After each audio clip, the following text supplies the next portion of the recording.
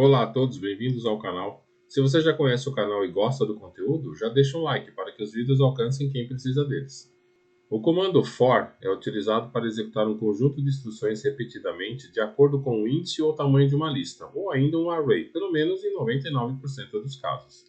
Sobre a lista e array, em breve haverá vídeo sobre o assunto, mas por enquanto vamos entender o comando for com índices e depois com outras condições.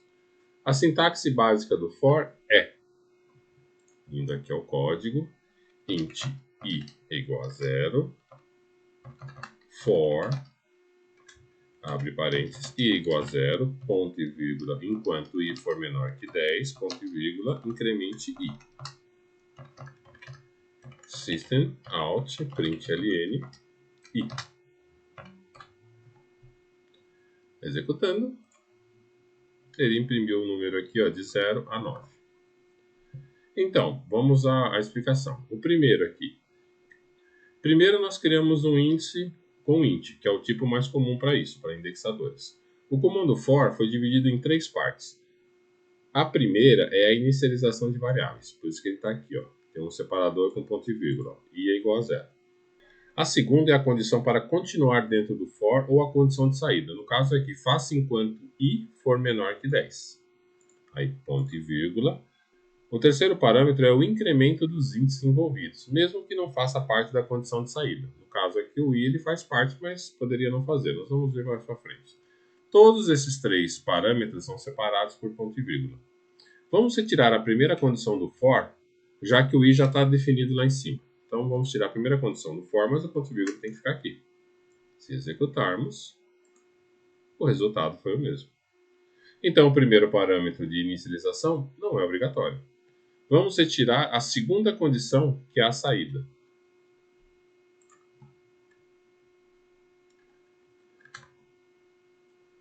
Executar. Ó, vou até parar aqui, ó. Clicar no quadradinho vermelho, ó, ele parou. Nós tiramos a condição de saída, porém, sem ela, o for não sai. Correto? Ele vai ficar indefinidamente aqui.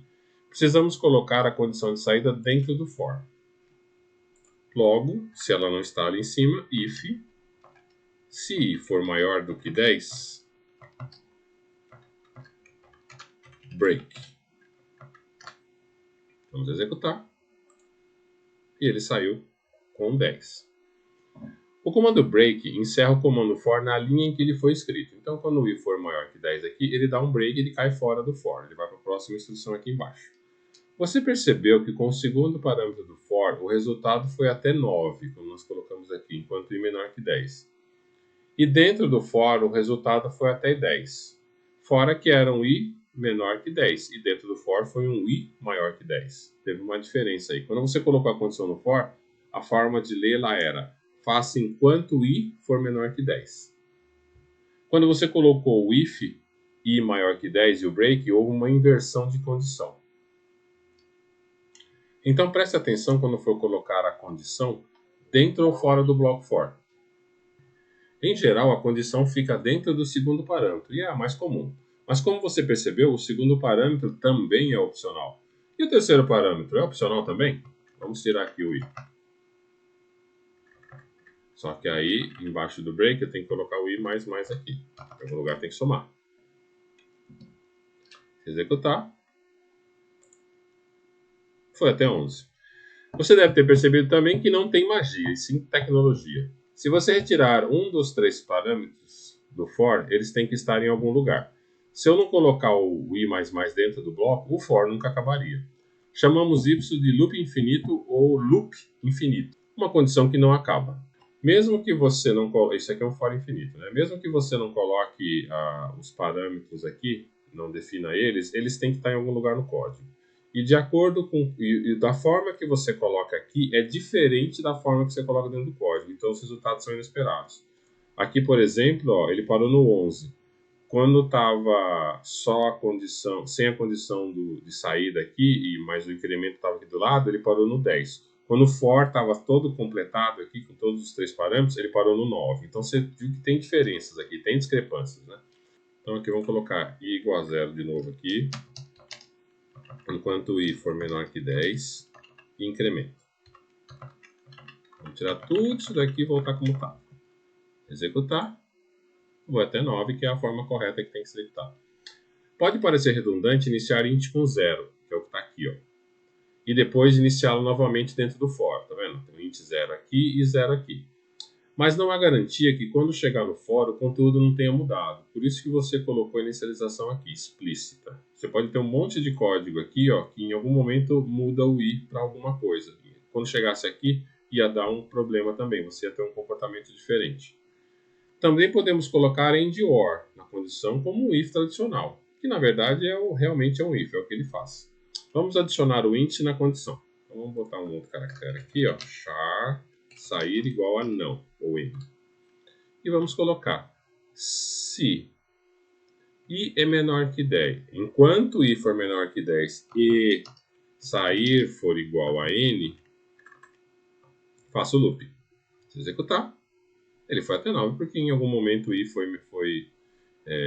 igual ou maior que 10, e a condição e, todas, como você já viu anteriormente, quando tem a condição AND, todas elas têm que ser verdadeira para ser verdadeiro. Como o i aqui ele acabou virando falso, tudo isso aqui virou falso, o for saiu. Simples assim. Se eu botar um OR,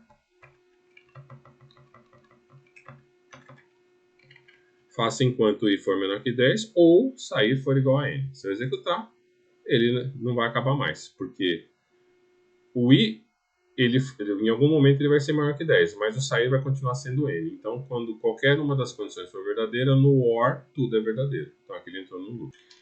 Logo, se eu mudar para OR, haverá o loop infinito, pois i poderá ser maior que 10, mas sair continua sendo igual a n. E como o OR aceita a condição inteira como verdadeira, caso ao menos uma condição seja, então tudo é verdadeiro, como eu já expliquei aqui. Mais uma vez, cuidado com AND e OR, pelo menos no início do aprendizado. Faça testes para entender se a condição está correta e tente respeitar o máximo de 3 condições ao mesmo tempo na linha. Se houver condições, utilize if dentro do bloco for. Então, vamos imprimir aqui algumas variáveis aqui. Então aqui nós vamos imprimir fim e a variável i. Se executarmos... Opa, esqueci de botar o end ali, né? Ou tirar a condição de sair. Vou botar o end, para ficar bonitinho. Pronto, ele deu sair o fim, a variável i foi igual a 10. Então, alterando a condição e colocando um print na variável i, você percebeu que a variável manteve o valor após o for. Está aqui, né, 10, como você pode ver aqui.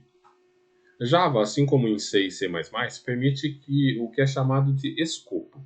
Escopo é o ciclo de vida que uma variável tem. Existe escopo global e local. Veremos isso melhor quando começarmos a mexer com classes, mas posso adiantar o seguinte: a variável i permanece viva enquanto este programa estiver rodando. Só que eu quero utilizar uma variável exclusiva dentro do for, que seja única e que não interfira no resto do código. Variáveis com o nome i, x, j, em 99% dos casos são utilizadas exclusivamente para índices ou contadores, e só são necessárias dentro do bloco de dados a que se referem. No nosso exemplo, estamos utilizando for, logo vamos alterar a variável i para que ela nasça e morra dentro do for. Vamos colocar aqui int i igual a 0, vamos tirar o i daqui.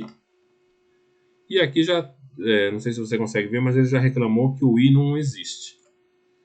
Então vamos só, ao invés de tirar, vamos comentar e vou comentar. Se executar, ele executou da mesma forma.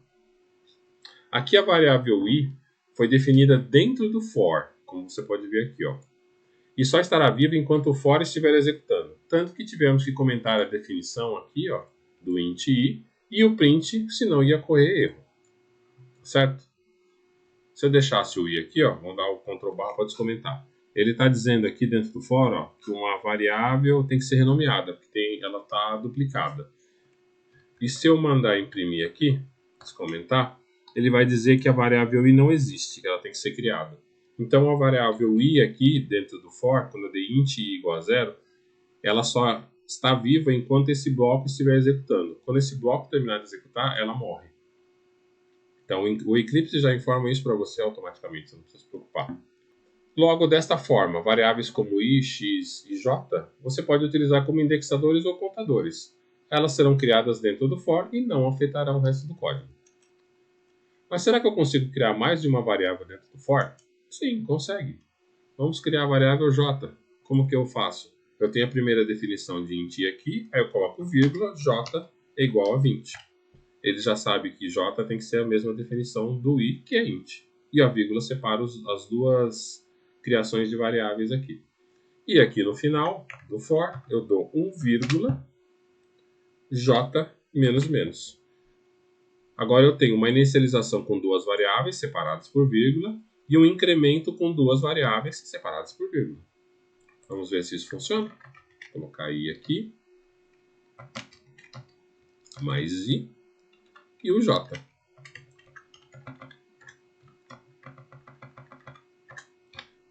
Executando. Ele imprimiu tanto i quanto j. Ele foi incrementando no i e decrementando no j. Então as definições estão aqui separadas por vírgula e as criações estão aqui separadas por vírgula. Por último, podemos utilizar o for sem o corpo. O cálculo será feito no terceiro parâmetro. Para demonstrar isso, vamos usar o fatorial, que é muito mais fácil de você entender. Vamos colocar aqui int fatorial é igual a 1. Fatorial sempre começa com 1. Vamos imprimir fatorial no final. E aqui no for, eu vou colocar for int i é igual a 1, ponto e vírgula. Enquanto i for menor ou igual a 4, quer dizer, o fatorial até 4, ponto e vírgula. Fatorial vezes igual a i e incremente i. Ponto e vírgula. Está vendo que eu não tenho um corpo. O cálculo está sendo feito aqui no terceiro parâmetro. Você vai executar. O fatorial de 4 é 24. Eu poderia tirar o i aqui da vírgula e colocar assim, ó. Então ele faria o cálculo com i, depois faria o incremento. Executar, deu 24 da mesma coisa. Se eu inverter aqui, vai dar errado. Deu 120. Na verdade, ele calculou o fatorial de 5 aqui. Então tem que tomar muito cuidado também com... É menos arriscado você simplesmente fazer o cálculo normalmente e depois incrementar. Não queira ser um expert da linguagem só porque ela permite essas coisas. Aqui você está mostrando uma clareza. Primeiro ele faz o cálculo, depois ele incrementa. Aí voltou a ser 24. Agora uma curiosidade aqui, ó. Presta atenção no que eu vou fazer aqui. Eu vou inverter a ordem no terceiro parâmetro, colocando o incremento antes do cálculo. O incremento, vírgula, o cálculo. Executar. Ele calculou o fatorial de 5. Primeiro ele incrementou, depois ele fez o cálculo. Quer dizer, a ordem que você coloca aqui afeta o resultado final. Então agora ficou errado, né? Logo é atenção à ordem nas variáveis. Então, para encerrar, nós vimos o comando break, que encerra a execução dos comandos dentro do for. Mas temos também um comando que, ao chegar nele, ele volta para o início sem executar o restante dos comandos. Vamos tirar aqui o fatorial, não precisa mais. Vamos tirar o for, que eu vou escrever de novo. Então, for int i é igual a 0, enquanto i for menor que 10, some i. O corpo do comando, if i é igual a 9, sim, system out println chegou a 9. Aí ele vai continuar. If i é maior que 4, aí eu dou um continue. E caso contrário, eu imprimo i.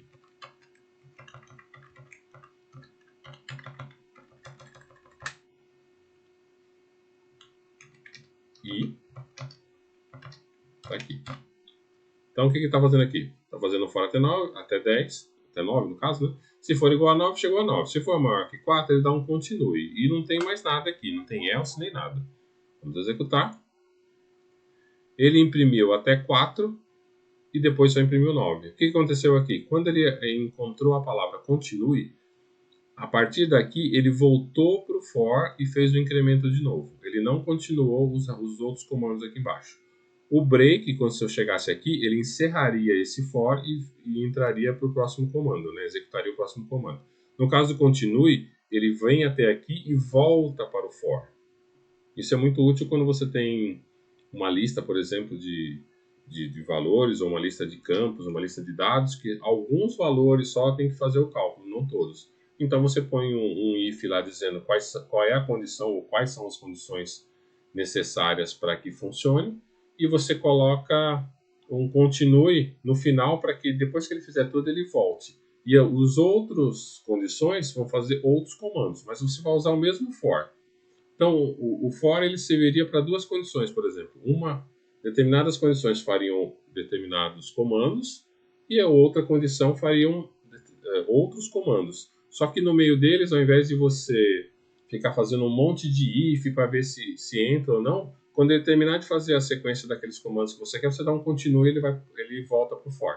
As outras instruções não serão executadas. Por favor, não esqueça de dar um like, inscreva-se no canal e clique no sino para receber notificações. Obrigado.